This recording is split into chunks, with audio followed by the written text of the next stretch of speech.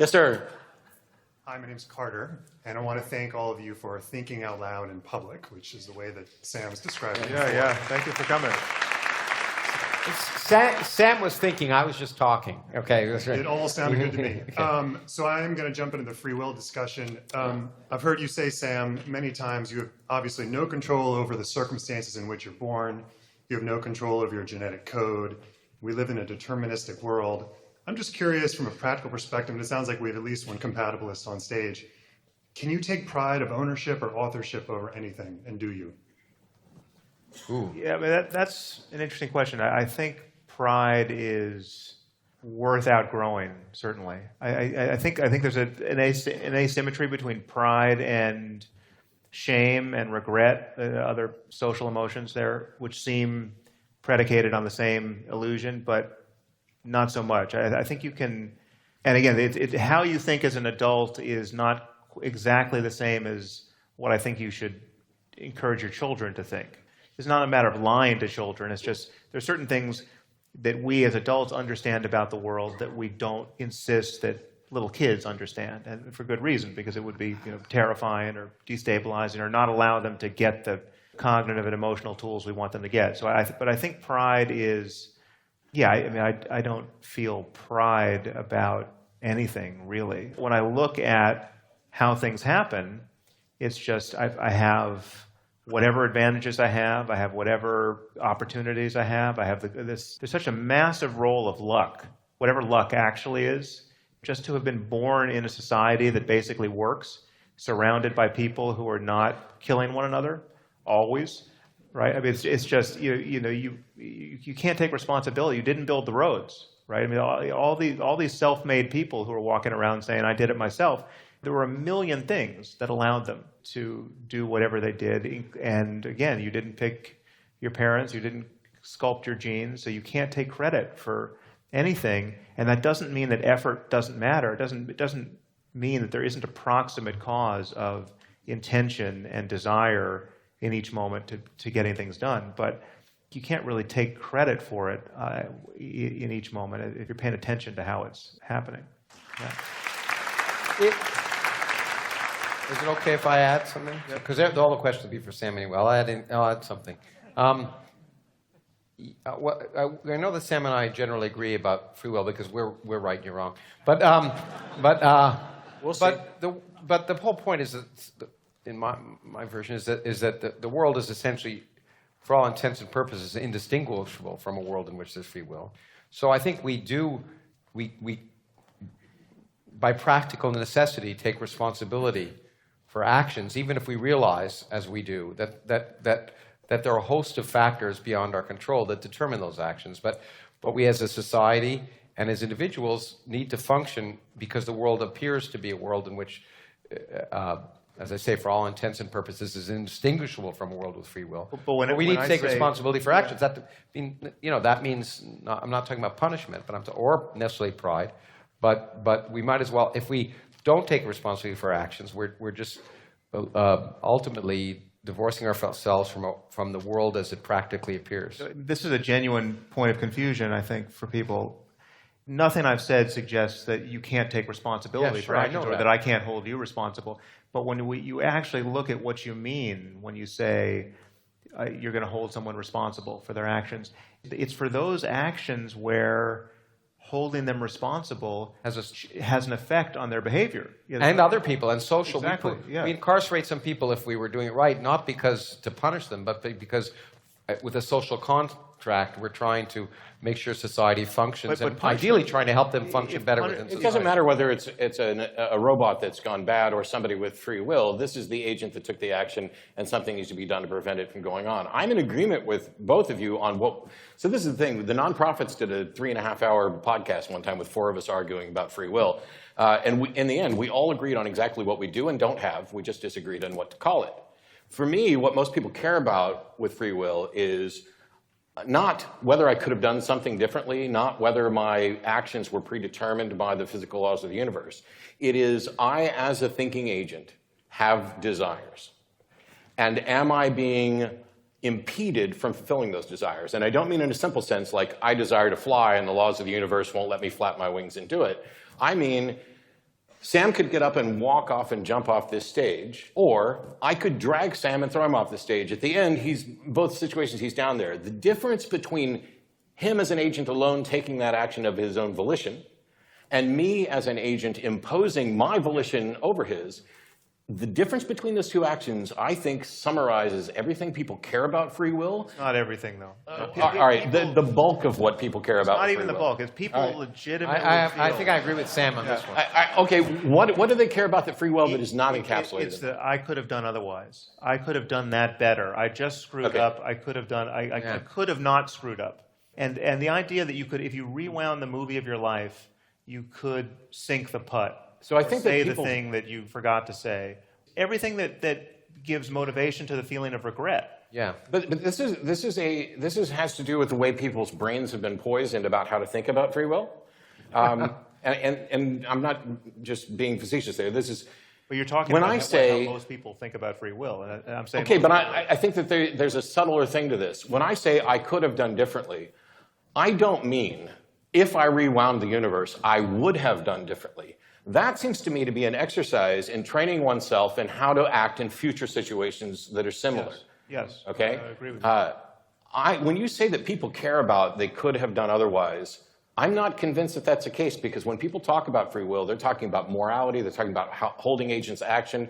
They're talking about it not quite in the sense of freedom of expression, freedom of my volition, but it's far closer to that, I think. But even if you're right, even if what most people want free will to be is that I could have done otherwise, that has no bearing on whether there is some variety of free will, independent of what people want, or some labeling, categorizing that we value as free will, which, not to quote a philosopher, but Dennett, the subtitle to one of his books was The Varieties of Free Will Worth Wanting. And I'm always cautious to make sure we all agree there's no such thing as libertarian free will. The idea that I could have done differently or rewind the universe. I think that because people have been trained to think a specific way about free will, and only this counts as free will, that we're overlooking a variety of free will. I which just think does calling it happen. free will is misleading. I mean, you can Yeah. call it whatever you want, but Well, that's the thing. 3.5 hours, and we all agreed on what we had, but not what to call it. well, no. But I think there are genuine differences that Dan and I have not been able to resolve our differences on this point for some reason, and so it's not that we totally agree and we're just using this one word differently. We have different intuitions about this. I think I can speak fairly for Dan here. He thinks the idea that free will is on any level an illusion is a dangerous thing to believe. And we spread that meme at our peril. And by the way, I don't think that. Yeah, and I actually think that's, I guess, potentially dangerous for somebody, but I think it's a net positive for most people to see. I am not the slightest bit concerned about the potential danger of people thinking or not thinking that they have free will. No, some people find it genuinely destabilizing. I mean, I forgot to do it here, but normally when I talk about the illusion of free will, I issue a little, fine print disclaimer at the beginning saying, if what I'm about to say makes you feel weird, go to the bar and we'll hang out later. A lot of people feel incredibly disappointed when they come to believe that there's no longer believe that there's a God. But I think that's the great, again, coming back to science, I've said it before to kids, the great thing, and education, forget science, the great thing about education and thinking and experiencing is that ideas that you hold incredibly dear that are central to your being are proved wrong. That's what makes life worth living, and that's the value of science, is that we should all be willing to find those things that are wrong. And for the record, before we go on to the other question, I'm sure we'll talk more about it. I know that Dan, I read your book, Free Will, and the only fault that I had with the entire book was when you discussed compatibilism, because I think you said something along the lines of. But have you read the subsequent back and forth between I did. me and Dan? Yeah. But granted, I gave it short shrift in the book, but Dan and I have had a lot of opportunity to converge here, and we haven't yet done it, both publicly and privately. And so it's. And I'm not him. I'm just saying that in the book, what you said about compatibilism was, I think, and correct me, something along the lines of compatibilists are like redefining free will to suit themselves. Something along those lines. Well, I said, I think the thing that most annoyed Dan was I said compatibilism is every puppet is free as long as it learns to love its strings. Yeah, something like that. And Dan, I have But yet to wouldn't hear a the puppet end. that loved its strings therefore be conscious? And no, I'm just that was the only thing I had in the book, because I agree with you that compatibilists are redefining classical definitions, or they are coming up with a definition for free will that I think matches what is real.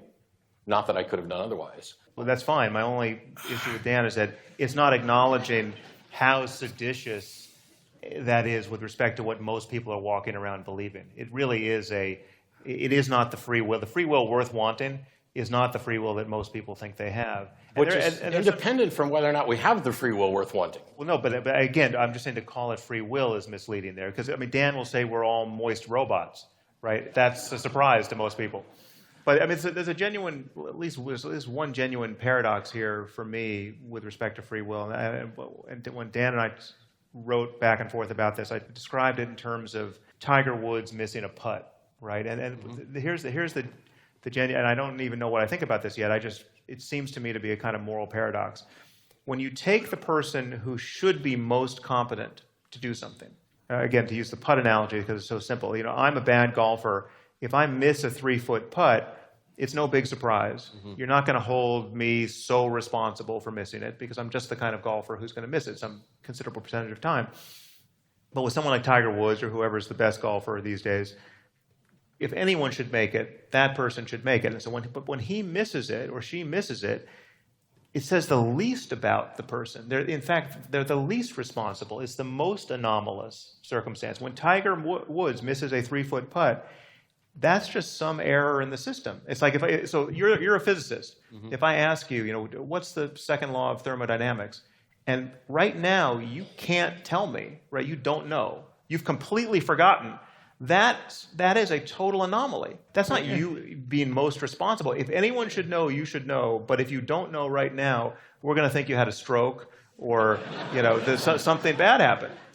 Yeah, I don't know whether I like that not a quiz, by the analogy way. at all because no, not just because It's the food. again, I think of it as I don't see all these paradoxes. just When every imagine- time just Tiger Woods imagine- makes a wait, putt, wait, there's a wait. probability it's going to go in. There's a probability it's not going. It's much more likely for Tiger Woods than you, but it's not 100%. Okay, but to say that he should have made it. Like, What do you mean by that? Okay, so you're a trained physicist, right? hope so. And I ask you to explain the second law of thermodynamics. And right now, if you have no idea, right, and then you come off stage and 15 minutes later you say, oh God, I remember what it is. I should have been able to answer the question. It's understandable that you would be kicking yourself, but in your case, someone who knows this as much as he knows that he has hands, it's the most anomalous failure. It's not. It's very strange to hold you responsible for it. It would be completely mysterious in your case. And so when you map that onto morality, you have someone who's impeccably moral, right? Who would not hurt a fly. He or she always tells the truth. But then this person wakes up tomorrow morning and starts, beheading children.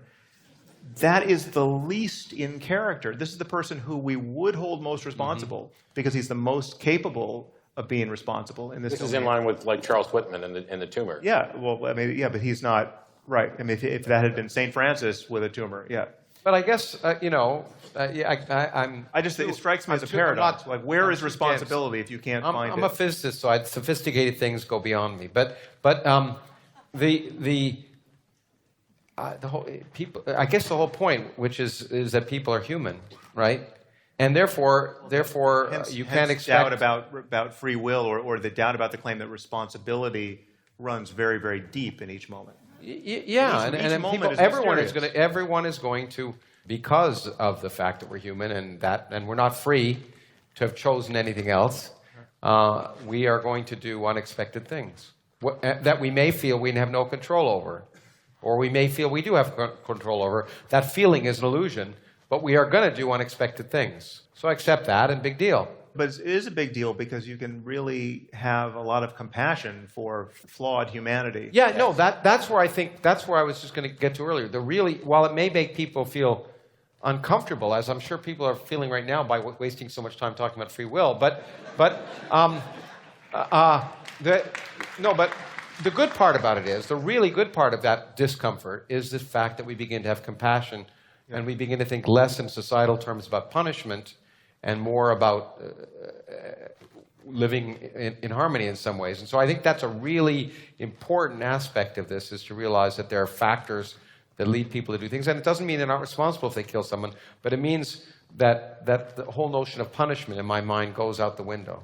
Unless there are cases where punishment really works and it's the only thing that works and it's necessary that it work for that thing. Well, empirically, if you call it punishment, yeah. I mean, and you know. But the idea that people really ostracism. deserve, in a retributional sense, that what they get, that's suspect. I think operationally, yeah. I mean, I don't know whether retribution is that, but let's say primitive societies have ostracism, which works very well as a way of. But anyway, I would rather. No, I want to go on. I want to say one thing, if you'll allow me to be a little difficult to stick a pin in something. When you say compatibilists are not talking about free will in the same way that other people are, I think the same argument can be made towards us, that we're not talking about morality. Or the compatibilists are talking about free will not in the way that other people are. That we're not talking about morality the same way other people are, because I think the bulk of history, people have wanted there to be an absolute answer, an absolute right answer. And when we both acknowledge that there are perhaps multiple right answers, this departs from what people think of morality. And I think compatibilists may be doing something similar with free will, and the fact that they've departed doesn't mean that there's not something that we could valuably and usefully call for. Well, I think this all comes down to the same point, which will allow us to hopefully segue out. And Sam alluded to earlier that our notions, and what, again, science, there are words. We use words, but words are imprecise. And T.S. Eliot said that one.